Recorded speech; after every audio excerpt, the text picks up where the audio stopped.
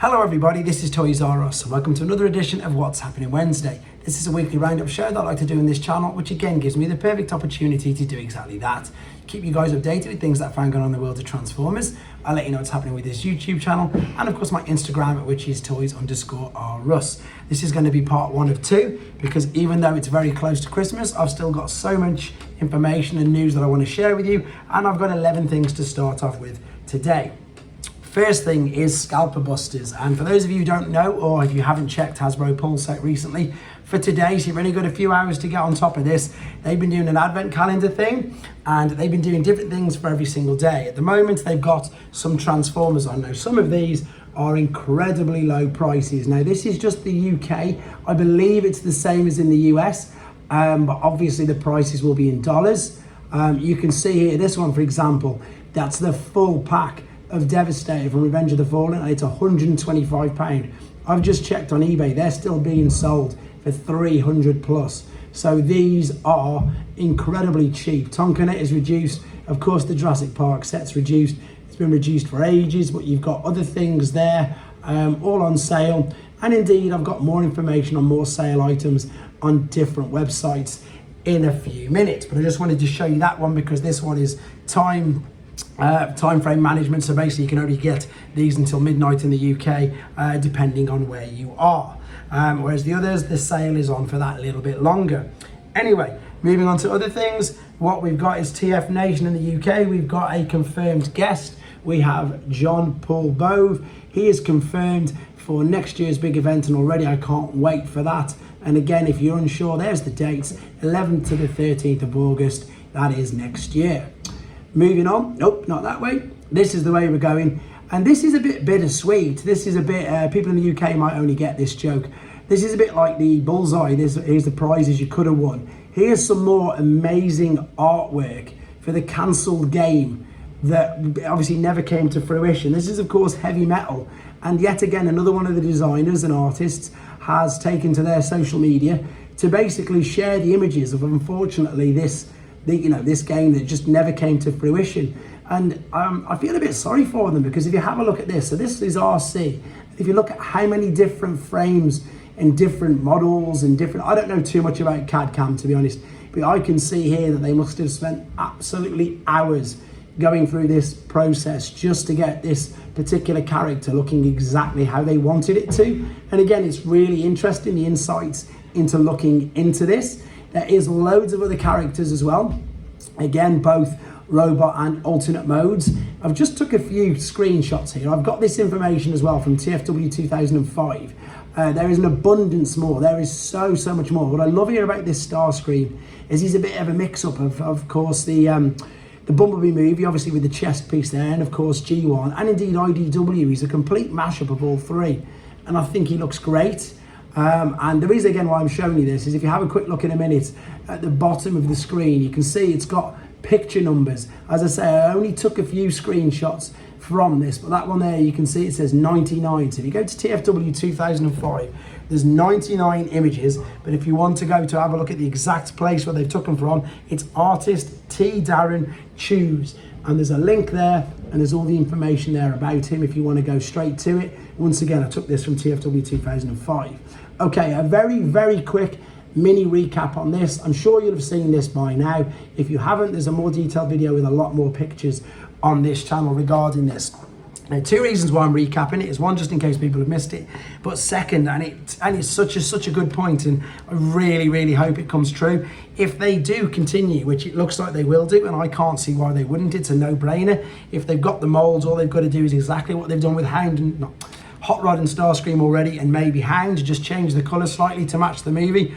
Fingers crossed we should get, or maybe, an Astro Train as well. We might actually get the cartoon accurate Astro Train without it having to be the e-hobby version and us costing £400 or $600, whatever it's going for. So quick recap of that. If you've not seen it, we are believing this to be not Studio Series, the retro re-editions like they did with Hot Rod and Starscream. Hopefully it comes true, and hopefully we get an Astro Train as well.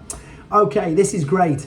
If you go to TFW 2005 or T-Formers, or indeed if you've got Instagram, if you go to, let me make sure I pronounce his name wrong, the Rise of the Beast director, Steve Capel Jr., he's treated us to a short clip. It's brilliant.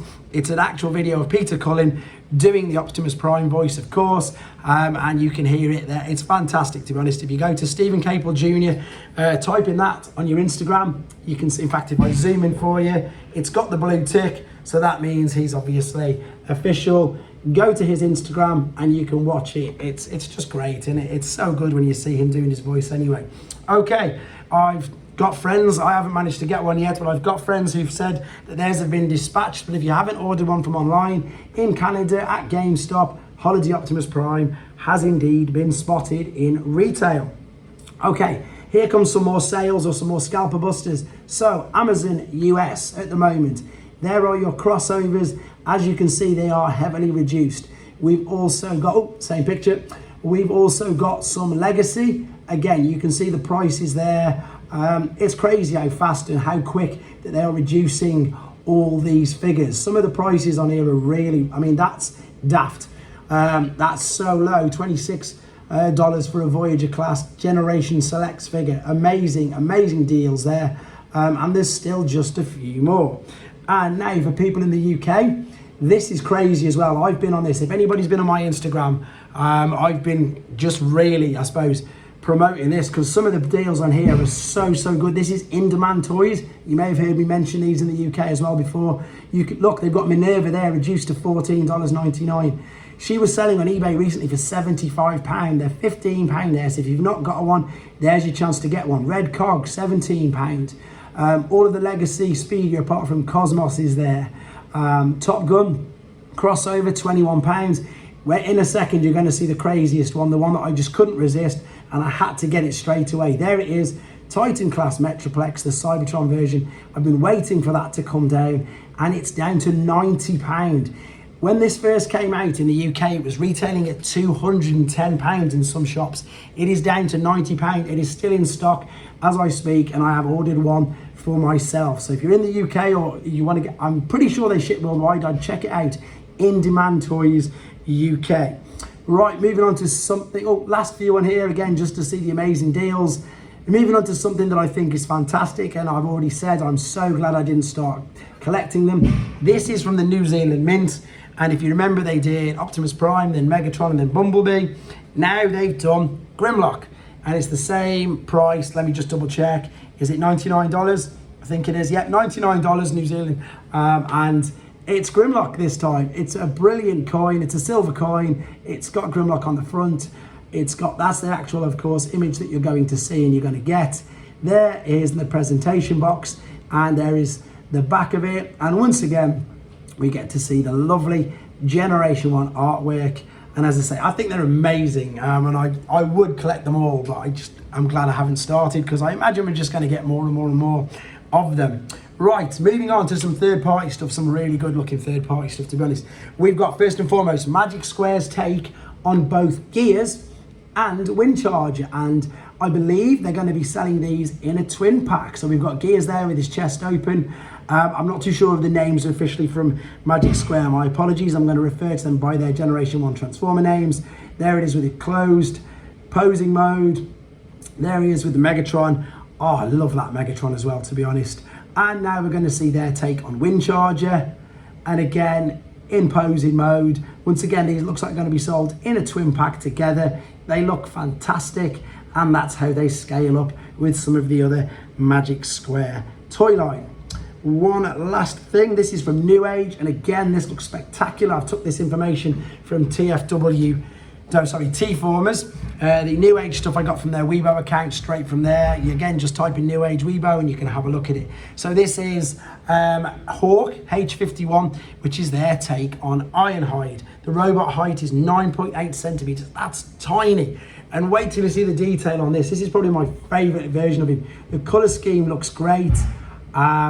It just looks brilliant, and it's getting harder and harder for me to resist all these amazing figures. Yeah, look, fully posable, loads of accessories you're going to see in a second, and you're going to see, I suppose, everything's tucked away nice and neatly. You can see from the back. There's the alternate mode. Love it. It looks cute. It looks maybe a little bit chibi style, but it looks fantastic. There's all the accessories you get with him. That's again some more of the actual marketing pieces which you'll see from them advertising it. Exactly this pictures. Then you've got a bit of a G, oh there you can see it in hand, not mine obviously, to give you an idea of just how small it is. And they've already done a G1 homage, which I like that, I think that's great. And then there of course is the powered up trailer, which it just looks a bit weird with the hands in, I've got to confess, but I do genuinely like it. So there you go, that is part one of the news. I've already got another 10 things to go through with you in a few hours, maybe more if anything happens overnight. My voice is a bit better, thankfully. I'll get back onto the comics as soon as I can. With regards to this channel, as you've seen with Crankcase already, I've got my Wave 3 in, so thanks to Robot Recruits for that. So Skull Green hopefully tomorrow, or tomorrow, depends on your time zone. Point Blank, definitely going to try and get the build-up of Guard City before Christmas. And I'll just do my very best again just to keep things going as much as I can. Instagram is pictures of everything that I'm putting up. Huge thank you to everybody for a totally amazing year. Loads of great things to come in the new year as well. I keep everybody posted on ideas that I've got and things, and you probably notice as well in the background of my normal videos that I'm moving rooms as well. So I'm going to be doing, I suppose, a video diary and updates of that as I start to set up everything regarding that. So huge thank you for all the support. Thank you very much for watching, liking, commenting and sharing. Take care, and I'll see you in a few hours.